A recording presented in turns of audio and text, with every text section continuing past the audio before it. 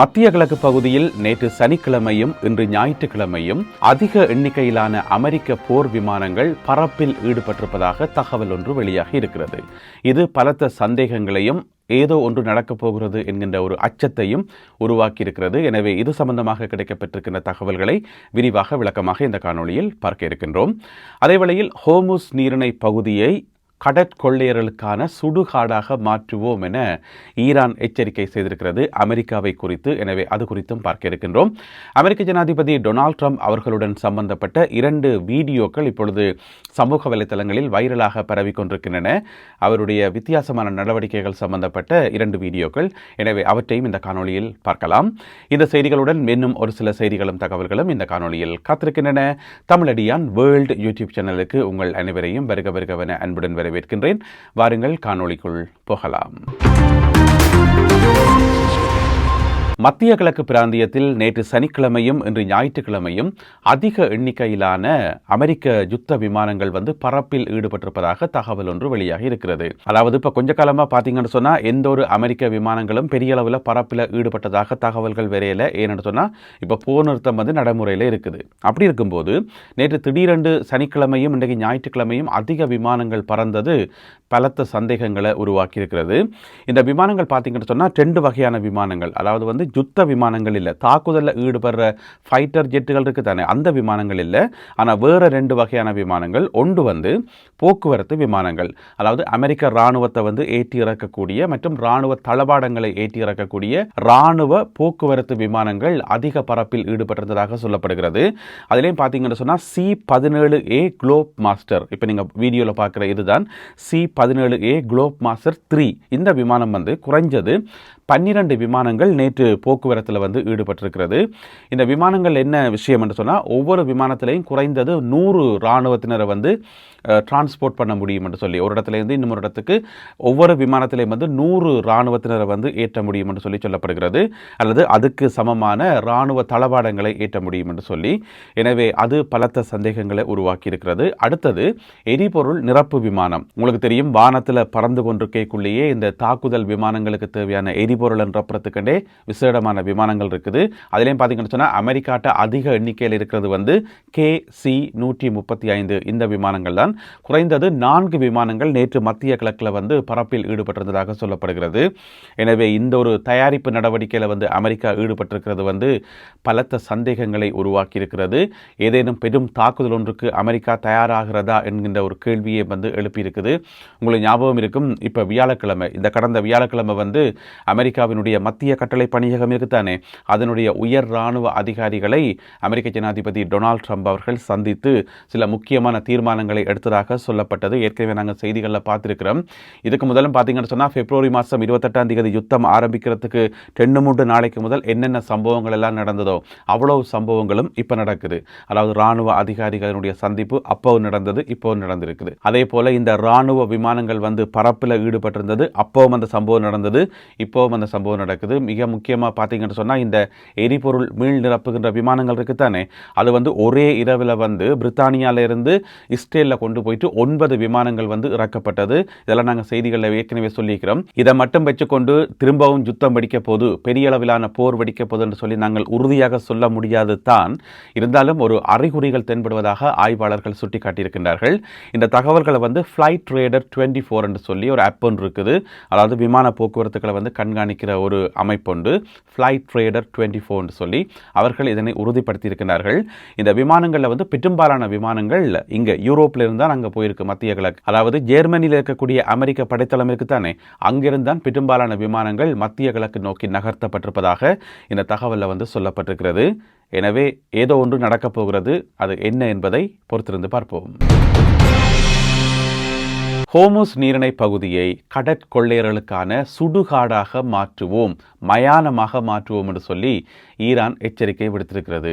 யார் அந்த கடற்கொள்ளையர்கள் என்று கேட்டீங்கன்னு சொன்னால், அமெரிக்காவினுடைய கடற்படையைத்தான் அவர்கள் குறிப்பிடுகின்றார்கள் கடற்கொள்ளையர்கள் என்று சொல்லி. அதை அமெரிக்க ஜனாதிபதி டொனால்ட் ட்ரம்ப் அவர்களே தன்னுடைய வாயாலேயே ஒப்புக்கொண்டிருக்கார். ஓமோம், நாங்கள் கடற்கொள்ளையில் ஈடுபட்டோம், ஒரு பெரிய கப்பல் ஒன்றை பிடிச்சோம், அதுக்குள்ளே இறங்கினோம், உள்ள போய் பார்த்தா ஏராளமான எண்ணெய் இருக்குது, சரக்கு பொருட்கள் எல்லாம் இருக்குது, அது ஒரு லாபகரமான தொழிலாக இருந்தது, கிட்டத்தட்ட கடற்கொள்ளை மாதிரி தான் நாங்கள் செயல்பட்டோம் என்று சொல்லி ட்ரம்ப் சொன்னவரா சொல்ல இல்லையா, தன்னுடைய வாயில் சொன்னவர் தானே ஃப்ளோரிடாவில் வச்சு.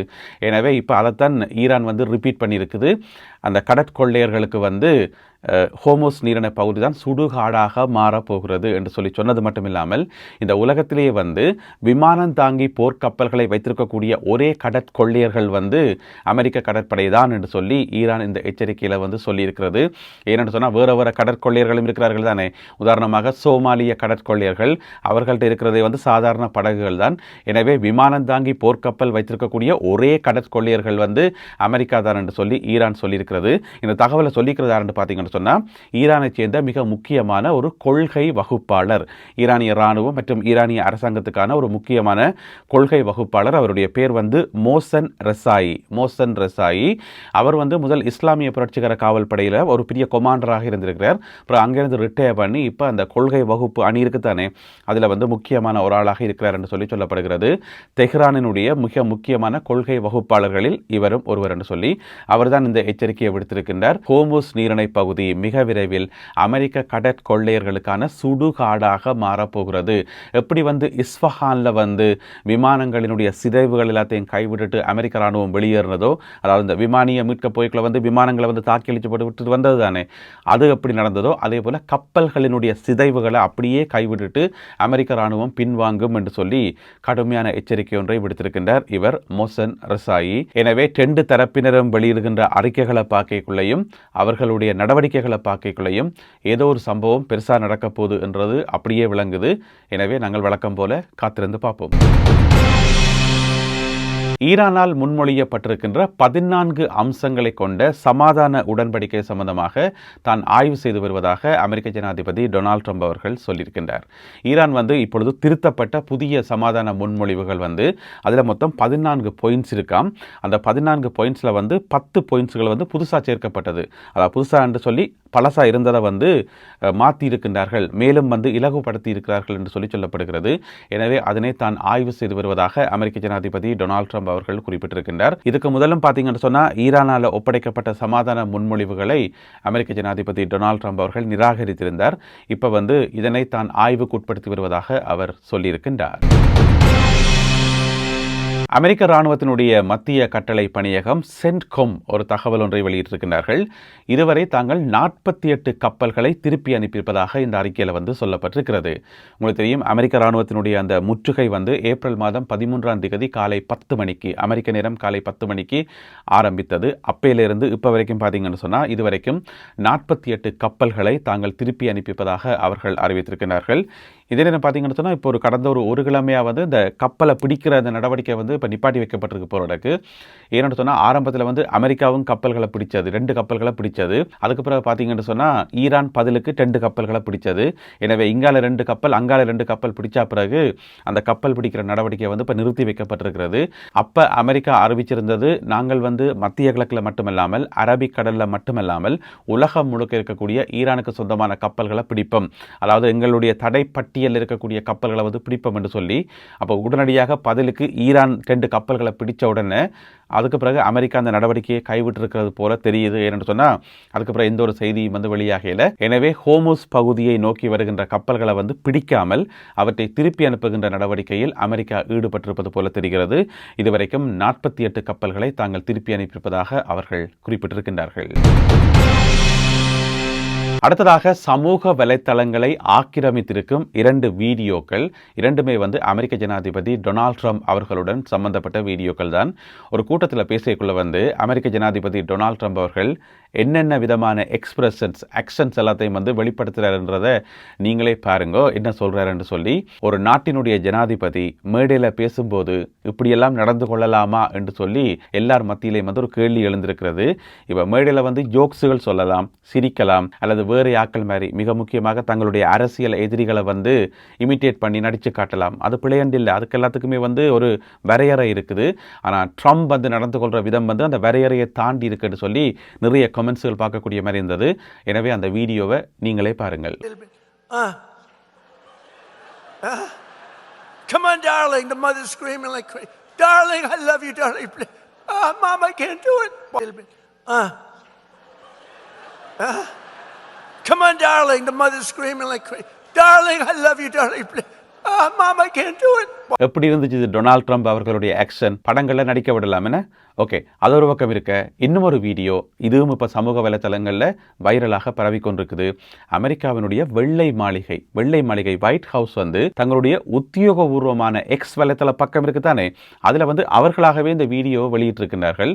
என்னென்னு சொன்னால், உங்களுக்கு தெரியும், டொனால்ட் ட்ரம்ப் அவர்கள் நிறைய மேடைகளில் பேசியக்குள்ள வந்து நாங்கள் வெற்றி பெறுகிறோம், வி ஆர் வின்னிங் என்று சொல்லி திரும்ப சொல்கிறவர் தானே.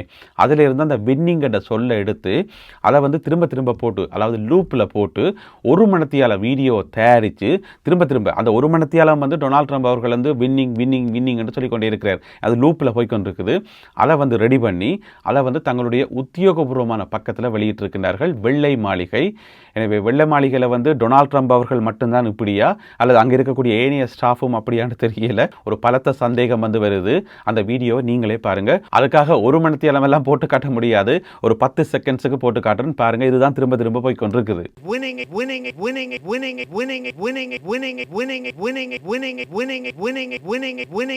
இதுல அடுத்த பகுதி என்ன தெரியுமா? ஈரானினுடைய மிக முக்கியமான ஒரு தொலைக்காட்சி பிரஸ் டிவி என்று சொல்லி அவர்கள் என்ன செய்திருக்கிறார்கள், இந்த வீடியோ வந்து தங்களுடைய பேஜில் வந்து ஷேர் பண்ணி போட்டு, இப்போ ட்ரம்ப் என்ன சொல்கிறார், வின்னிங் என்று தானே சொல்கிறார், அதாவது அமெரிக்கா வந்து வெற்றி பெறுது என்று தானே சொல்கிறார். அப்போ அந்த பிரஸ் டிவி வந்து தங்களுடைய பேஜில் ஷேர் பண்ணி போட்டு ஈரான் இஸ் என்று சொல்லி ஒரு வசனம் போட்டுக்கிறார்கள். ஈரான் இஸ் என்று சொல்லி போட்டு கீழே ட்ரம்ப் சொல்கிறார் வின்னிங் என்று சொல்லி. உங்களுக்கு தெரிந்தானே, ஈரானியர்கள் வந்து பயங்கரமான நகைச்சுவை உணர்வு கொண்டவர்கள். எனவே பிரஸ் டிவி போட்டிருக்கிறது ஈரான் இஸ், மிச்சத்தை ட்ரம்ப் சொல்கிறார் வின்னிங் என்று சொல்லி, ஈரான் வந்து வெற்றி பெறுகிறது என்று சொல்லி. எனவே இப்படியாக சமூக வலைத்தளங்களில் வந்து ஒரு பக்கம் எச்சரிக்கைகள், ஒரு பக்கம் கேலி கிண்டல்கள், நகைச்சுவைகள் என்று சொல்லி ஆரம்பரமாக போய்கொண்டிருக்குது. எனவே இது மாதிரியான சுவாரஸ்யமான தகவல்களும் வீடியோக்களும் செய்திகளும் இன்னும் வந்து கொண்டே இருக்கும். அவற்றையெல்லாம் தொகுத்துக்கொண்டு அடுத்த காணொலியில் உங்களை நான் சந்திக்கின்றேன். அதுவரை நன்றி, வணக்கம்.